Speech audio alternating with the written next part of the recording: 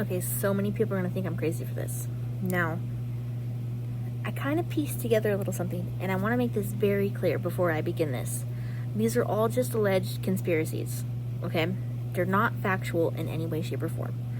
It's just something that I kind of pieced together myself, okay?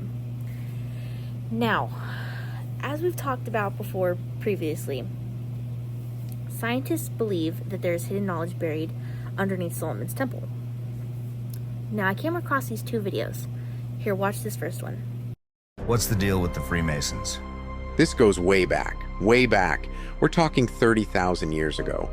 In ancient Kemet, there were brick masons called the Shatu.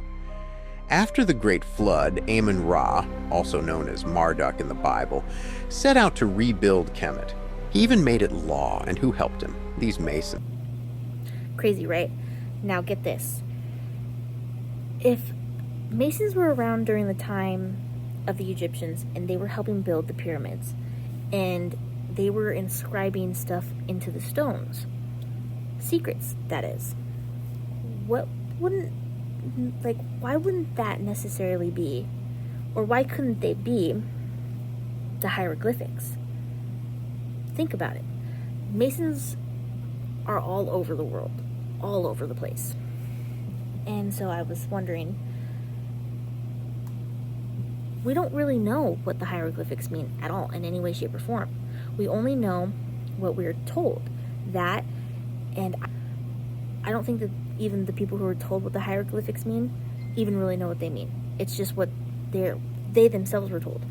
But again, this is just a conspiracy. I think the Masons really know what they mean, because it also mentions a secret or sacred word. And a person has died over this secret word or sacred word for keeping it to himself. But who's to say he didn't tell? Doesn't really necessarily say he did in this book, but how do we know that? What if they did get that secret word from him and they still killed him? And that's Hiram Abiff, who is mentioned in this book as well. Now, I started wondering, well, how did he get this secret word, this sacred word? I don't necessarily think that it's a secret word, like a specific word. I think like it's a sacred teaching or a sacred text. You understand what I mean? Sacred knowledge of some sort that he had to hide or whatever. Now, I don't think it's hidden. I think a lot of Masons knew, and they inscribed it in hieroglyphics type of thing. Now, I started wondering, who gave him that? Where did they acquire this secret knowledge or sacred knowledge of some sort? And then I saw this video. Somebody asked me where Freemasonry began, 1717, right? In England. But it actually began long before that. It began in the Garden of Eden. It's called Gnosticism. And the first Gnostic attempt happened in the Garden of Eden. What is the devil proposing to Eve? Eat of that and you'll have knowledge, a secret knowledge. Now, this person is claiming that Freemasonry started with Eve, basically. Now, I don't know how true that is, so don't take that as facts either. Again, it's just an alleged conspiracy. But what I have gotten from that and pieced together from the book, he tricked Eve into eating the apple. Now, again, the Bible speaks in metaphors. Everybody knows that. And then I saw this passage, this little piece in the book that we had gone over previously, and it caught my attention then before I even started doing this. Apple of the eye. Now, when I looked up what apple of the eye meant in the Bible, again, it speaks in metaphors. So metaphorically speaking, it doesn't necessarily mean fruit. It means the pupil of the eye. Eve, eating apple, gaining knowledge. No, I don't think that's really what happened. I feel like Satan gave her the all-seeing eye of knowledge is what happened. That's what I'm getting out of that. Again, conspiracy. Not true.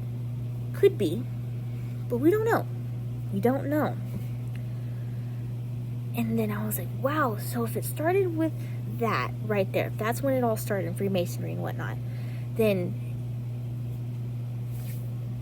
think about it. She had to have been passing on all those teachings as well, because that's what got him kicked out of the Garden of Eden, because her and Adam now had gained knowledge and whatnot. Well, why wouldn't she not teach her children this knowledge? You understand?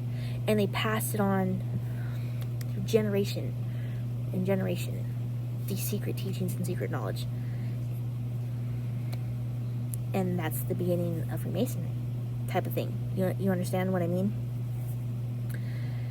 And there are some who seek big things that we don't know, that are being hidden from us, so to speak.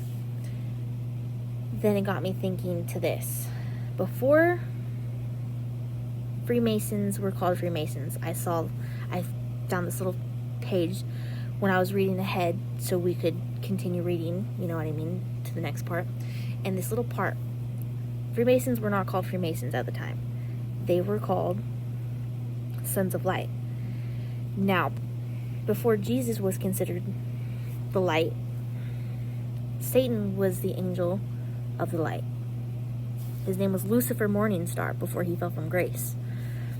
Now, before Jesus, they were called the Sons of Light. So what does that necessarily mean? Or how I'm taking it? They were the sons of Lucifer, because he was the angel of light before Jesus came along.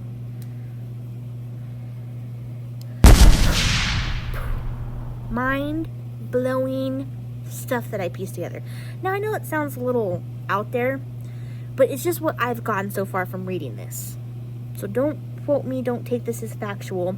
It's things that I had pieced together, and it's just a conspiracy, just to make that clear. But you tell me what you think in the comments. Deuces. See you in the next one.